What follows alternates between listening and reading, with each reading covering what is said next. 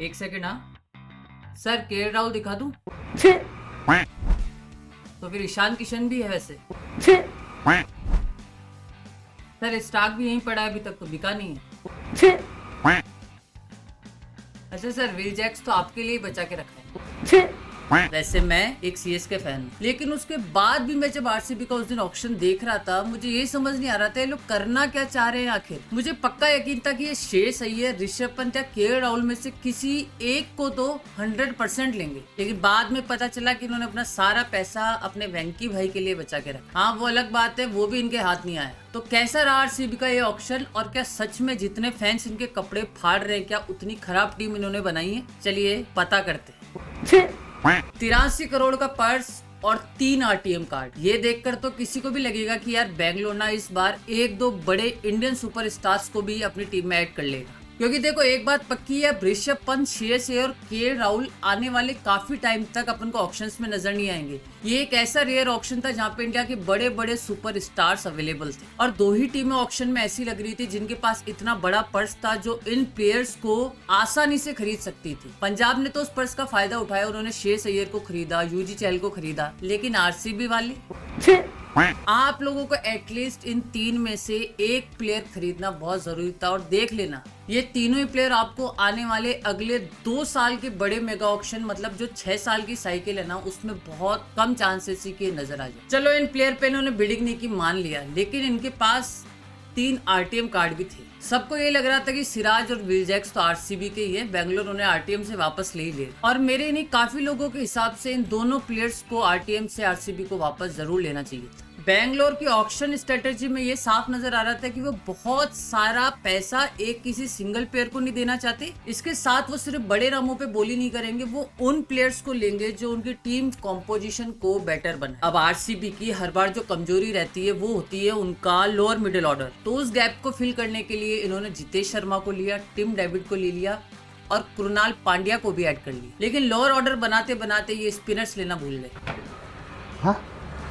Second day का जब auction था ना, आई थिंक सबसे ज्यादा पर्स आरसीबी के पास था, और वहां पर एक नाम आने वाला था वॉशिंगटन सुंदर। आरसीबी को ये पता है हमारे पास कोई अच्छा स्पिनर नहीं है, और वॉशिंगटन सुंदर एक प्रॉपर ऑलराउंडर है, और T20 जैसे फॉर्मेट में वो पावर प्ले में भी बॉल डाल सकता है। लेकिन वॉशिंगटन सुंदर को तो जाने ही दिया, और उसकी रिप्लेसमेंट उन्होंने खरीदी कृणाल पांड्या।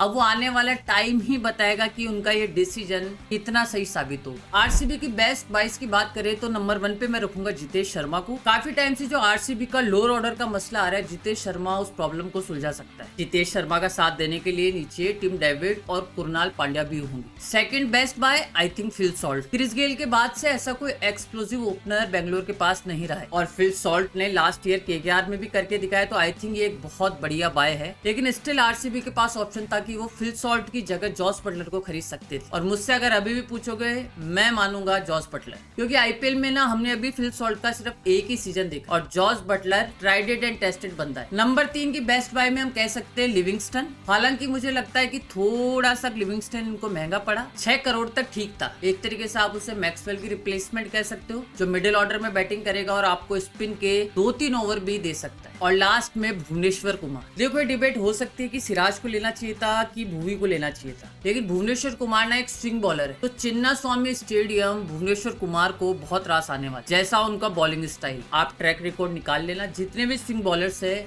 उन्होंने चिन्ना स्वामी में बहुत अच्छा किया, तो आई थिंक ये एक बहुत बढ़िया बाय है। आरसीबी की लाइकली प्लेइंग 11 क्या हो सकती है, चलिए बनाते हैं। ओपन हम करेंगे फिल सॉल्ट और विराट कोहली से। नंबर 3 पे हम रखेंगे रजत पाटीदार। नंबर 4 पे मैं रखूंगा लिविंगस्टन को, और नंबर 5 पे होंगे जितेश शर्मा। 6 और 7 पे मैं रखूंगा टिम डेविड और कृणाल पांड्या को। आरसीबी ने ऑक्शन में जेकब बैथल करके एक प्लेयर को खरीदा है, जो कि इंग्लैंड का प्लेयर है, अच्छा एक्सप्लोसिव प्लेयर भी है वो, लेकिन बेंगलोर स्टार्टिंग टिम डेविड के साथ ही करेगा। टिम डेविड के साथ एक मसला है, वो स्पिन बहुत पुअर खेलता है। पिछले साल भी आपने देखा था मुंबई में टीमों ने उसको बहुत आसानी से पकड़ लिया था, वो जब भी आता है उसके सामने लोग स्पिनर्स लगा देते। तो लेट्स सी टिम डेविड कैसा करता है। 8 नंबर पे मैं रखूंगा सुयश शर्मा को, और 9, 10, 11 में यश दयाल, भुवनेश्वर कुमार और हेजलवुड। तो ओवरऑल अगर इस टीम को देखोगे, ये टीम बहुत बैलेंस लग रही है। पिछली जितनी भी टीमें होती थी आरसीबी की, उसमें ऐसा लगता था कि 3-4-5 तक तो बैटिंग है, फिर उसके नीचे पूरा खाली है। लेकिन इस बार अगर आप देखो तो इनकी बैटिंग बहुत ठीक ठाक है और बैलेंस बैटिंग है। इसके साथ ही आरसीबी की जो फास्ट बॉलिंग है वो भी ठीक ठाक है।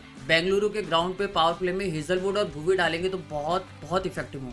इनकी टीम में अगर एक कमी निकालनी हो तो मुझे लगता है कि स्पिनर अगर आप देखोगे तो वैसे इनके पास 3 है, लेकिन प्रॉपर मैच विनर कोई नहीं। इसलिए मैंने कहा था कि अगर ये वॉशिंगटन सुंदर को ले लेते तो इनको 4 ओवर अच्छे स्पिनर के मिल जाते, प्लस में एक बैट्समैन भी एक्स्ट्रा हो जाता। तो जहां भी स्पिन फ्रेंडली कंडीशंस में आरसीबी खेलेगी मुझे लगता है वहां पे इनको थोड़ी सी तकलीफ आ सकती, लेकिन ओवरऑल टीम बहुत बढ़िया है, बहुत बैलेंस। मैं इस टीम को दूंगा 10 में से 7.8, और जबकि मैं सीएसके फैन हूँ, सीएसके को मैंने दिए थे 7.5। ये टीम सीएसके से बहुत बेटर लगी ऑन पेपर पे तो एटलीस्ट, बाकी ग्राउंड में पता लगे। तो ये था हमारा आरसीबी का स्क्वाड रिव्यू। आपने आरसीबी की प्लेइंग 11 क्या बनाई है वो कमेंट बॉक्स में जरूर बताएं। मिलते हैं अगली वीडियो में एक नई टीम रिव्यू के साथ, तब तक के लिए